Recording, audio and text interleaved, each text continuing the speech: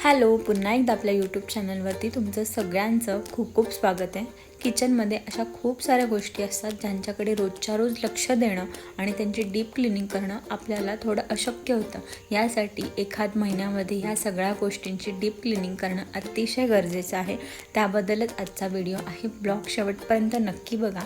सगळ्यात आधी आहे हे कुकरचं झाकण आणि कुकरची शिट्टी. तुम्ही व्यवस्थित नोटीस केलं तर कुकरची शिट्टी ही थोडीफार खराब झालेली असते, कारण त्याच्यामध्ये थोडे थोडे अन्नाचे पार्टिकल्स जातातच. त्यानंतर कुकरला जो रबर असतो त्या ठिकाणी सुद्धा खूप घाण साचलेली असते.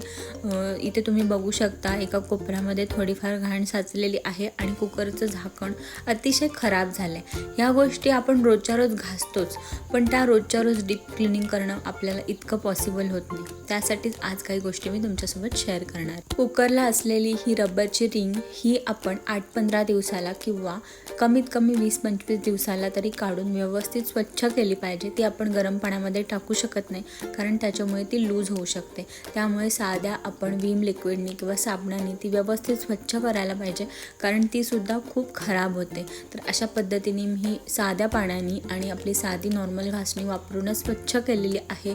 तुम्ही ह्या काही गोष्टी आज मी शेअर करणार आहे ना, त्या नक्की घरामध्ये चेक करा. थोड्याफार खराब नक्कीच झालेल्या असतील. त्यानंतर हे कुकरचं झाकण. ह्या अशा खूप साऱ्या गोष्टी आहेत आज मी तुमच्यासोबत शेअर करणार आहे. कुकरला आपण ज्या ठिकाणी रिंग लावतो ना, तिथे सुद्धा खूप खराब झालेलं असतं. त्यानंतर चहाची गाळणी, ती तर आपण दिवसातून 2-3 वेळा घासतो तरीसुद्धा ती काळी पडलेली असते. त्यानंतर पक्कड, तर इथे तुम्ही बघू शकता माझ्या घरातली रोजच्या वापरातली ही जी पक्कड आहे ही महिन्याभरानंतर मी डीप क्लिनिंग करते. ह्या सगळ्या गोष्टी डीप क्लीन केल्यानंतर अतिशय स्वच्छ होतात. हे सुद्धा तुम्हाला ह्याच ब्लॉगमध्ये बघायला मिळणार आहे आणि अगदी साध्या सोप्या टिप्सनी. त्यानंतर आहे मिक्सरच्या भांड्याचं झाकण, ज्या ठिकाणी रबरची जी रिंग असते आणि त्यानंतर मिक्सरच्या भांड्याचं जे झाकण आहे त्याच्यावरती सुद्धा पांढरं पांढरं झालेलं असतं आणि जिथे रिंग आहे ना तिथे अतिशय घाण साचलेली असते. तुम्ही कधीतरी ही गोष्ट नोटीस करा, पण जर रोजच्या रोज तुम्ही हे स्वच्छ करू शकत असाल ना तर खूपच चांगलं आहे. पण मला पण हे काय रोजच्या रोज शक्य होत नाही. मी 15-20 दिवसांनी ते व्यवस्थित क्लीन करत असते. तर इथे तुम्ही बघू शकता रिंग किती खराब झालेली आहे आणि ह्या गोष्टी आपण महिनाभरातून 20-25 दिवसांनी तरी व्यवस्थित नीट केल्याच पाहिजेत, कारण त्याच्यामुळे आपल्या किचनमध्ये स्वच्छता कायम राहते. तर इथे तुम्ही बघू शकता रिंग काय मी गरम पाण्यामध्ये टाकलेली नाही आहे, ती साध्या लिक्विडनी स्वच्छ केलेली आहे. हे जे काळे डाग आहेत ते ऑलरेडीपासून आहेत.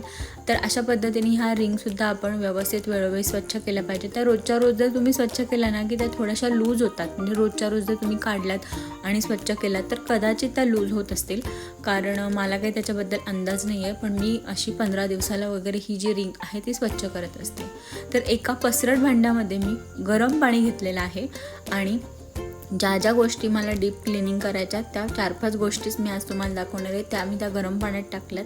त्यानंतर साधं जे लिक्विड आपण वापरतो भांडी घासायचं ते मी त्याच्यामध्ये टाकलेलं आहे, 1 ते 1.5 चमचा. आणि त्याच्यानंतर खायचा जो सोडा आहे तो 1 चमचा मी टाकलेला आहे. आणि जिथे जिथे तुम्हाला असं वाटतंय ना त्या वस्तूचा तो पार्ट खूप काळा झाला आहे त्या ठिकाणी सोडा थोडा जास्त टाकायचा, म्हणजे आपल्याला सगळ्या गोष्टी अति परिश्रम घेऊन किंवा जास्त घासून स्वच्छ करण्याची बिलकुल गरज लागत नाही. काही ह्या स्मार्ट टिप्स आपण वापरल्या की त्या अगदी पटकन स्वच्छ होतात. तर ही जी पक्कड आहे ती थोडी मला काळवणलेली वाटते, म्हणून मी जास्त सोडा त्या ठिकाणी टाकलेला आहे. आणि अशा ह्या गरम पाण्यामध्ये वस्तू 10 ते 15 मिनटासाठी तरी भिजत ठेवायच्या, म्हणजे त्या आपल्याला क्लीन करताना जरा इझी पडतात. त्यानंतर मी त्याच्यामध्ये टाकलेली आहे नॉर्मल निरमा पावडर, जी काही तुमच्या घरामध्ये अवेलेबल असेल ती तुम्ही वापरू शकता. ह्या सगळ्या गोष्टी आपल्या घरामध्ये अवेलेबल असतात आणि ह्या गोष्टी वापरून तुम्ही घरातल्या कित्येक गोष्टी अशा आहेत ज्या आपल्या रोजच्या वापरामध्ये आपण वापरतो, स्वच्छसुद्धा करतो, पण डीप क्लिनिंग करणं आपल्याला अशक्य होतं. मग या सगळ्या व्यवस्थित डीप क्लीन करण्यासाठी घरातल्या साध्या गोष्टी वापरून सुद्धा आपण व्यवस्थित क्लीन करू शकतो. तर इथे तुम्ही बघू शकता कुकरची जी शिट्टी आहे ती सुद्धा आतून काळवंडते, बाहेरून सुद्धा थोडीशी पांढरी पडते आणि ती व्यवस्थित स्वच्छ न केल्यामुळे अतिशय खराब होते. तर ती सुद्धा आपण काही दिवसांमध्ये स्वच्छ केली पाहिजे. जे काही मी निरमा किंवा विम लिक्विड आणि सोडा वापरलेला आहे त्या पाण्यामध्ये ह्या सगळ्या गोष्टी व्यवस्थित भिजतील अशा पद्धतीने ठेवायच्या आणि जितकं जास्त वेळ म्हणजे 15 ते 20 मिनटं मॅक्झिमम ह्या अशा ठेवून द्यायच्या आणि मग त्या आपल्याला स्वच्छ करायला घ्यायच्या आहेत. आज मी तुम्हाला फक्त 5च गोष्टी दाखवते. अशा खूप साऱ्या गोष्टी आपल्या घरामध्ये असतात ज्यांच्याकडे आपलं थोडं दुर्लक्ष होतं. तर इथे 15-20 मिनटं व्यवस्थित पाण्यामध्ये भिजून झाल्यानंतर ह्या सगळ्या गोष्टी आपल्याला अशा साध्या ब्रशनी व्यवस्थित स्वच्छ करायच्यात.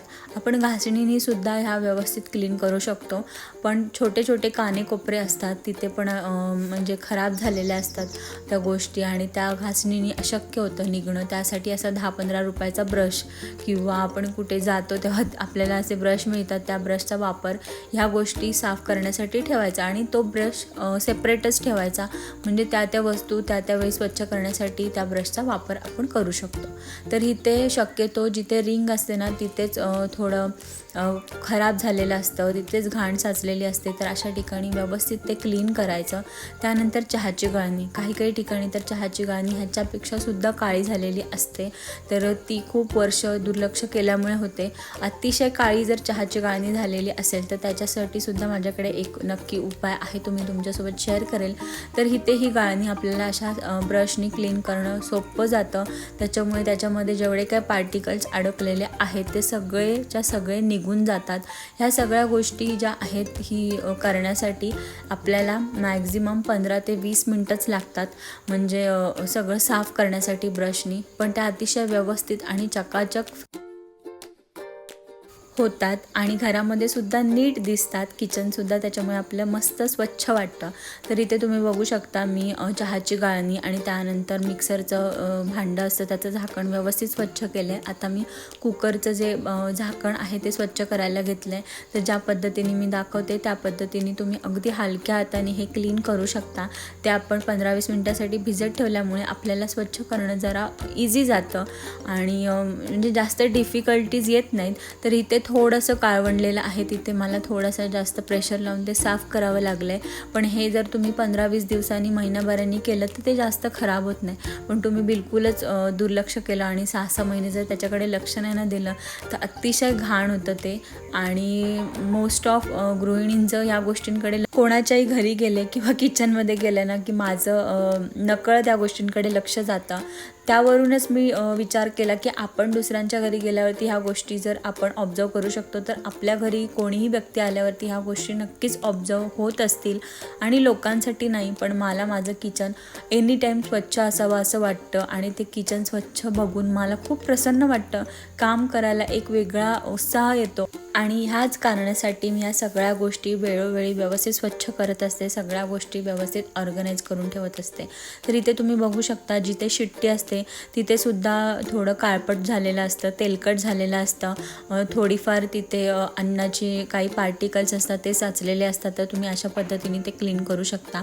त्यानंतर पक्कडचे जिथे जॉईंट्स आहेत तिथे थोडंसं गंजल्यासारखं मला वाटत होतं. तरी मी एक महिनाभरामध्ये 20-25 दिवसामध्ये ज्या पक्कड वगैरे आहेत त्या स्वच्छ करत असते. ह्यावेळी जरा जास्त लेट झालं तरी त्या अशा पद्धतीने आपण ब्रशचा वापर केल्यामुळे त्या ब्रशचे जे दात आहेत ते कानाकोपऱ्यामध्ये जाऊन सगळं क्लीन करतात. पण घासणी सहसा इतकं असं डीप क्लिनिंगचं काम करू शकत नाही, पण हे 10-15 रुपयाचा ब्रश आहे ते आपलं काम अगदी सोपं करतं. फक्त एवढंच आहे की ते व्यवस्थित भिजत ठेवायचं आणि व्यवस्थित त्याच्यामध्ये विम लिक्विड, त्यानंतर सोडा आणि निरमाचा वापर करायचा. मग ते व्यवस्थित भिजल्यामुळे आपल्याला स्वच्छ करायला अगदी 15-20 मिनटात होऊन जातं. तर इथे तुम्ही बघू शकता जी पक्कड आहे ती बऱ्यापैकी स्वच्छ झालेली आहे. आणि इथे तुम्ही बघू शकता जे कुकरचं झाकण आहे ते सुद्धा अगदी चकाचक झाले. आधीचं कसं होतं आणि आत्ताचं कसं आहे त्याच्यावरून तुम्ही ऑब्झर्व केलंच असेल. त्यानंतर मिक्सरच्या भांड्याचं झाकण जिथे रिंग असते ते सुद्धा अतिशय क्लीन झालं आहे. आणि इथे तुम्ही बघू शकता चहाची गाळणी अगदी नवी कोरी चकाचक झाल्यासारखी वाटते आहे. ह्याच्यासाठी आपल्याला काही केमिकल किंवा काही वेगळं पावडर किंवा लिक्विड आणण्याची गरज नाही. जे घरामध्ये आहे त्याचाच वापर करून आपण हे सगळं स्वच्छ केलं आहे. त्यानंतर कुकरची शिट्टी ती तर अगदी एकदम चमकते तुम्ही अशा पद्धतीने स्वच्छ केली तर इथे मी फक्त 2 मिनटासाठीच ब्रशने ती व्यवस्थित स्वच्छ केलेली आहे. आणि ह्या गोष्टी वेळोवेळी स्वच्छ केला ना की त्या वस्तू जास्त वेळासाठी टिकतात सुद्धा. म्हणजे कुकर चांगला टिकतो, सारखा खराब होत नाही, रिपेअर करायची गरज लागत नाही. तर इथे तुम्ही बघू शकता शिट्टी पण अगदी नवी कोरी असल्यासारखी झाले. ह्या सगळ्या गोष्टी अशा पाण्यामध्ये स्वच्छ केल्यानंतर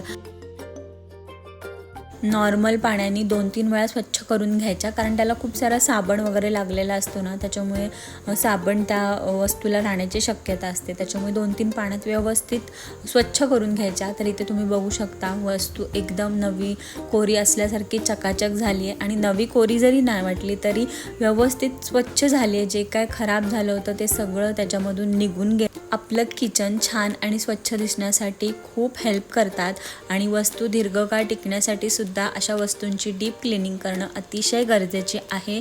तर अशी साधी आणि सोपी टिप तुम्हाला कशी वाटली मला कमेंट करून नक्की सांगा.